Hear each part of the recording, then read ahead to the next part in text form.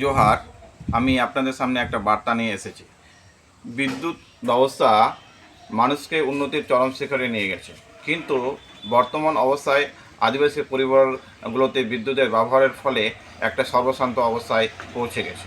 আপনারা জেনেছেন, কিছুদিন আগে সংবাদ শিরোনামে এসেছে বিশন হেমব্রম, ভাদলপাড়া কুমারগঞ্জ ব্লকের অধিবাসী, তার বিদ্যুৎ বিল এসেছিল 1,07,953 টাকা।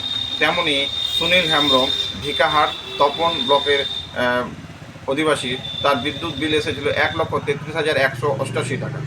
তেমনি বর্তমান অবস্থায় বাদশঙ্কর গ্রামের তপন ব্লকের অধিবাসী মাঝি মার্ডি, তার বিদ্যুতের বিল এসেছে 3,57,133 টাকা। এমতো অবস্থায় দেখা যাচ্ছে আদিবাসী পরিবারগুলোর মধ্যে বিদ্যুতের ব্যবহারের ফলে তাদের শেষ সম্বলটুকু নিঃস্ব হয়ে যেতে বসেছে। আমরা ইউনাইটেড ফোরাম অফ অল আদিবাসী অর্গানাইজেশনের পক্ষ থেকে বিভিন্ন স্টেশন ম্যানেজারকে এই অভিযোগগুলো জানিয়েছি। তার কোনো সমস্যার সমাধান করতে তারা পারছেন না। আমরা আগামীতে রিজিওনাল ম্যানেজারের কাছে আমরা চিঠি দিয়েছি, তার সমস্যা সমাধানের জন্য তাকে অনুরোধ জানিয়েছি। তিনি যদি তার সুষ্ঠু ব্যবস্থা না করতে পারেন, আমরা আদিবাসী মানুষজন ভোট পর্ব মিটে গেলে বৃহত্তর আন্দোলনে নামতে বাধ্য হব। আমি Madan Murmu, united forum of all Adivasi organisation, Dakshin Dinajpur জেলা শাখার ডিস্ট্রিক্ট কোঅর্ডিনেটর। জোহার।